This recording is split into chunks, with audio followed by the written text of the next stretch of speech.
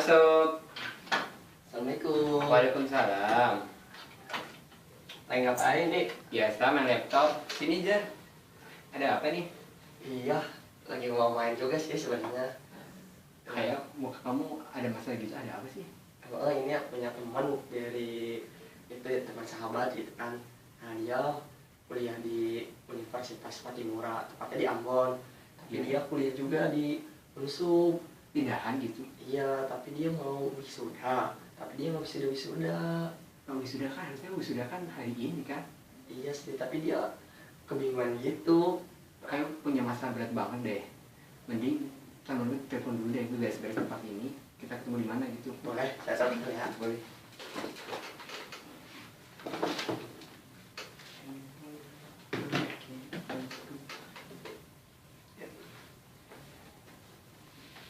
Duh, belum diangkat, euy.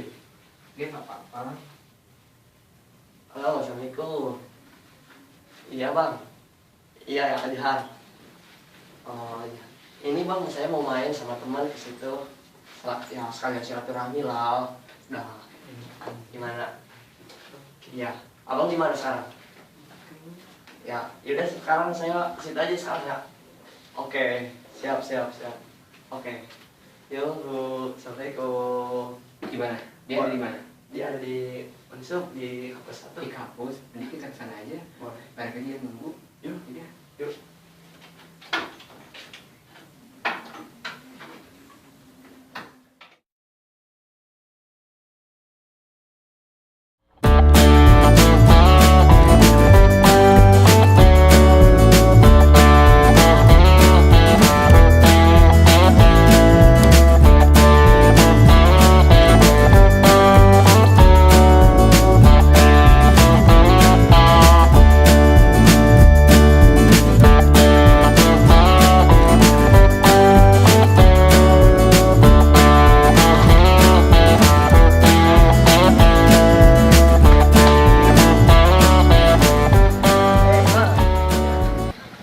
Dari tadi bang, Ya, dari tadi.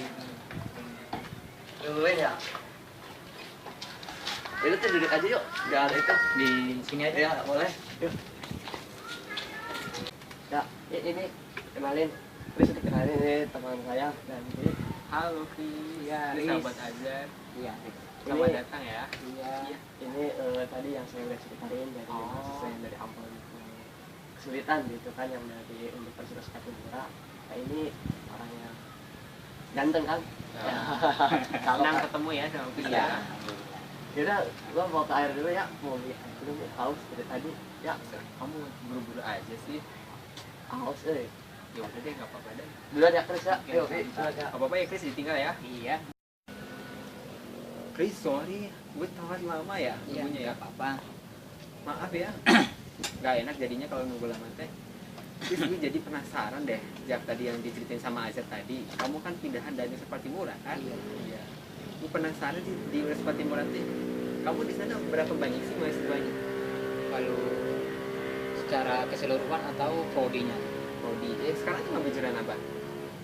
Fakultas FKIP jurusan PJKR. Oh, keguruan. Tapi Iya. lebih ke olahraga ya, PJKR ya. Berapa sih itu teman-teman yang di sana tuh? Jadi kalau mahasiswa PJKR itu mencapai sekitar 2000. Itu masih mahasiswa PJKR. 2000 mahasiswa. Nah, Lumayan banyak ya. ya Universitas Patimura kan universitas tertua di Maluku. Jadi semua penjuru di kabupaten-kabupaten yang ada di Provinsi Maluku itu yang pertama itu mereka harus kuliah di situ dulu. Nanti seketika penerimaan nggak tembus baru mereka bisa cari kampus yang lain. Chris ini pertama kali masuk Universitas Patimura itu tahun berapa? 2009. 2009? 2009 kan udah lama sekali ya? Iya. Iya. Kalau idealnya kan 2009 sampai 2013 sudah nyusun skripsi nih. Berarti Chris banyak problem kan di sana? Iya, banyak beberapa hal yang kita di sana mengalami. Problemnya semacam apa itu? Problemnya itu kita khususnya itu kita mahasiswa muslim. Muslim. Nah, itu kita problemnya itu kita punya skripsinya itu diperlambatkan pengurusannya itu. Itu kenapa bisa terlambat? Nah, kalau kita pikir-pikir mungkin itu ada dendaman-dendaman pasca kerusuhan di Ambon. Kan pernah kan dengar kerusuhan Ambon kan? Iya ada. Nah, itu jadi ya memang Maluku itu secara keseluruhan itu muslim yang terbanyak. Tapi kota Ambonnya itu non muslim yang terbanyak. Tapi kan Chris sempat bilang tuh mahasiswa di Patimura kan 2000 kan. Chris berarti nggak sendiri kan? Semua itu nasibnya sama kayak Chris nih. Skripsi yang masa muslim itu diperlambat atau hanya Chris saja? Nah, jadi yang 2000 mahasiswa 2000 ini kan khususnya di prodi PJKR aja kan? Di PJK aja. Nah, PJKR jadi yang disulitkan skripsi itu bukan aku sendiri, tapi dari teman-teman yang dari non muslim, angkatan aku juga. Semua itu teman-teman yang teman-teman muslim semua yang diperlambatkan. Tapi yang skripsi. non muslim Kalau yang non muslim semuanya udah selesai wisudanya. sudah selesai. Iya. Teman seangkatan dari Iya, 2009 semua. Malahan dari 2010 udah selesai yang dari non muslim. Luar biasa sekali ya. Tapi untuk fakultas lain selain Kalau kita tahu itu yang fakultas lain nggak ada kayak yang kita alami di PJKR. jadi semacam kayak diskriminasi ya. Nah, itu ada lah. Iya. Akris kan itu 2013 hari skripsi kan. Cuma ada masa di prodi itu. Tapi sering itu nggak sih? Emang ada masa banget sama dosen atau emang konflik muslim dan non muslim? Nah, jadi dinamika yang terjadi di Universitas Patimura itu kita kan turun KKN kan 2013. Iya. Lepas dari KKN kita nyusun kita punya skripsi. Jadi kita tiap harinya konsul, ada hambatan-hambatan yang memang mereka dosen-dosen katanya nggak ada waktu. Nggak ada waktu. Nah, tiap hari kita datang di kampus untuk konsulkan. Tapi itu pas tidak ada waktu tuh udah ngecek emang benar nggak ada waktu atau emang dosen nggak mau? Iya, mungkin ada alasan-alasan aja yang dari dosen katanya nggak ada waktu. Nah, dan sekali lagi kita besoknya kita datang adanya ya kalau gitu jam 5 atau jam 7 malam datang ke rumah aja. Nyampe di rumah ada yang coret tapi nggak ada masukan. Dari situ kita bingung, kita ini mau gantinya kayak apa. Harus ada coret, harus ada catatan-catatan kecil supaya kita bisa benahi kan kayak gitu. Tapi itu tinggal dicoret aja sama dosen. Coret aja. Tapi itu nasibnya sama teman-teman di sana. Iya, jadi yang khususnya di PJKR itu kita mahasiswa yang angkatan 2009 itu yang muslim itu sekitar khususnya angkatan 2009 kan 2009. itu sekitar 200 orang. 12 orang. Nah, yang muslim semuanya bernasib sama, bukan beri sendiri aja yang mengalami kayak gitu. Iya. Karena itu waktu tapi udah sempat UP urusan penelitian sama dosen. Iya, penelitiannya udah selesai semua. Sudah selesai. Tinggal di ini aja, tinggal di konsul sama dosen pembimbing untuk naik sidang aja. Sidang skripsi harusnya ya. Di tahun 2013. itu. Jadi proses dari 2013 sampai 2014 itu nggak ada hasil apa-apa. Sama sekali. Iya, nggak ada. Nasibnya sama teman-temannya juga ya. Sama. Jadi di tahun 2013 sampai 2014 ini teman-teman Chris ngapain aja di kampus? Jadi kita kan tiap hari datang dari proses dari 2013 itu kan datang terus. Jadi yang alasan-alasannya dosen memberikan kepada kami, akhirnya kita kayak rasa malas. Kadang kita datang, kadang kita nggak datang lagi karena kita tahu hari ini kita datang tapi hasilnya tetap nol aja. Nol aja. Selama setahun itu ya. Selama setahun lebih lah sekitar gitu. Jadi selama saya itu Kristus sering berpikir untuk kedepannya itu bagaimana gitu, kayak gini gitu. Ya jadi ya seketika kita mengalami proses kayak gitu kan, akhirnya kita diskusi sama teman-teman, kita mengambil kayak kita punya inisiatif lah sendiri. Lebih baik kayak gini, lebih baik kita mengambil jalan yang terbaik lah. Misalnya kita mutasi ke bagian-bagian Jawa. Kan katanya kan pendidikan yang di Indonesia ini kan berpusat ke tanah Jawa. Iya. Akhirnya kita bisa nyampe di Jawa. Oh berarti sebelum Chris memutuskan untuk kesini itu sudah ada diskusi sama teman angkatan yang tadi jumlah 200 itu? Iya, jadi ya kita diskusi dengan teman-teman, tapi ada yang teman-teman yang memang mereka kayak rasa takut lah kayak gitu. Ketakutan. Karena kayak misalnya mereka berpikir kan ketika kita nyampe di Jawa nggak ada orang-orang yang memang kita punya saudara-saudara kan nggak ada. Jalannya kayak gimana kita bisa masuk ke Jawa, caranya gimana, akhirnya mereka berpikir kedua kalinya. Tapi alhamdulillah saya sama teman saya itu bernekat aja. Ketika kita mau nyampe Jakarta, kita udah dinunggu sama teman-teman dari Ambon juga, udah ditunggu di Ambon. Mereka punya kamar untuk kita berminat berminat di situ. Akhirnya dari situ kita berpikir selanjutnya kampus mana yang kita mau masuk. jadi berawal dari kedekatan berpikir untuk mencari kampus di mana untuk kita masukin ya.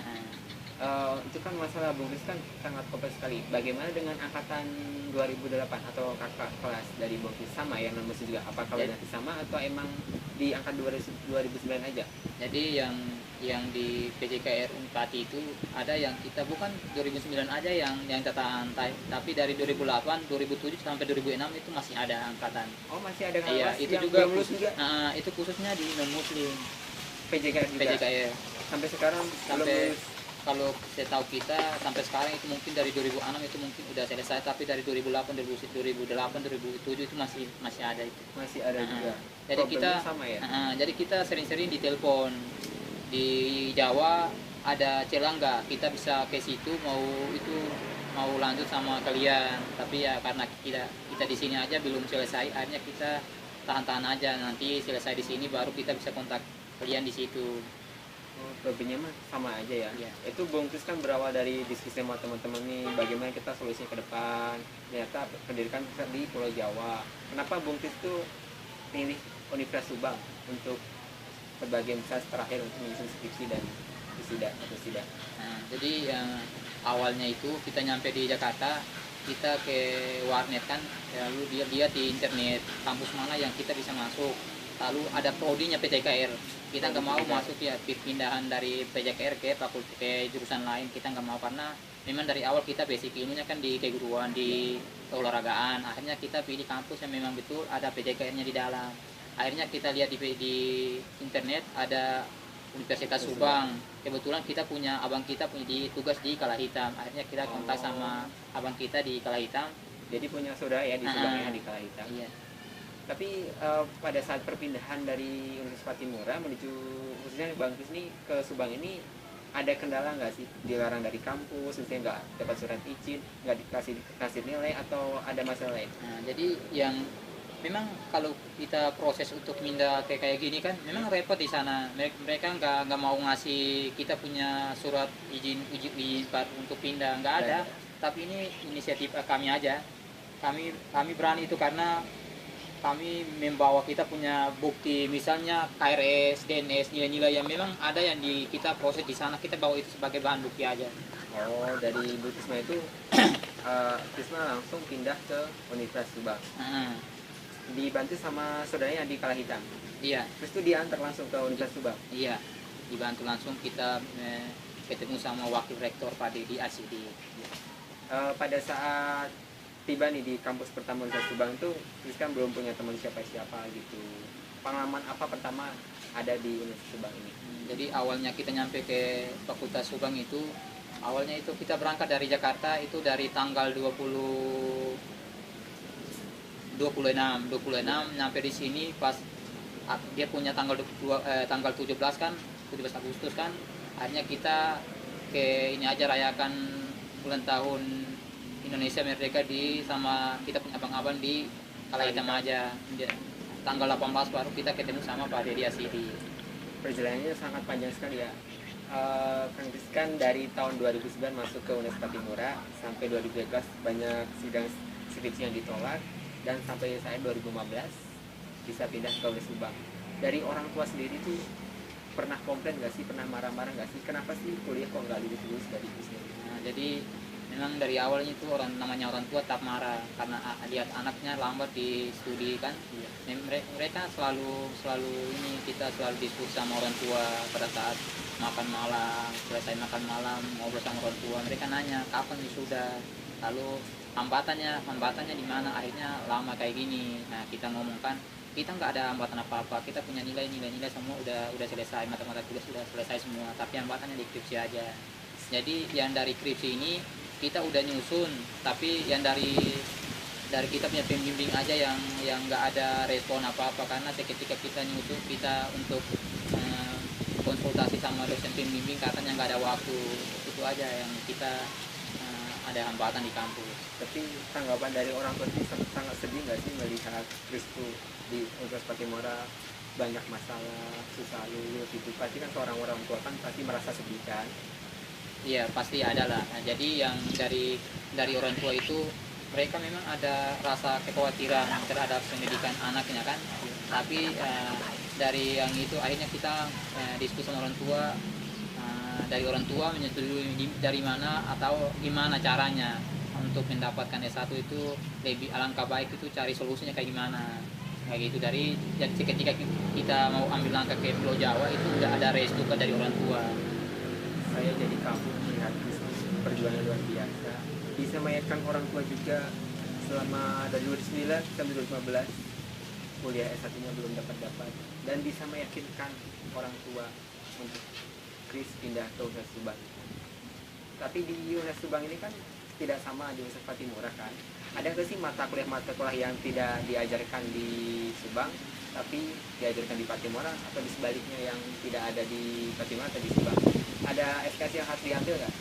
Jadi kita nyampe di sini, dilihat dari kita punya transit nilai-nilai yang mata kuliah dari Unpati, ada 5 mata kuliah yang memang yang di sini ada tapi nggak ada di Unpati, hanya disuruh dari pihak kampus kita harus mengambil lagi. Tapi kita nggak ada pikiran apa-apa. Alhamdulillah kita udah terima, yang penting udah diterima di kampus bersangkutan, kita jalankan aja 5 mata kuliah ini kita ambil, lalu kita proses dari pertama sampai selesai, nanti semester berikut baru kita bisa lanjut dengan skripsi.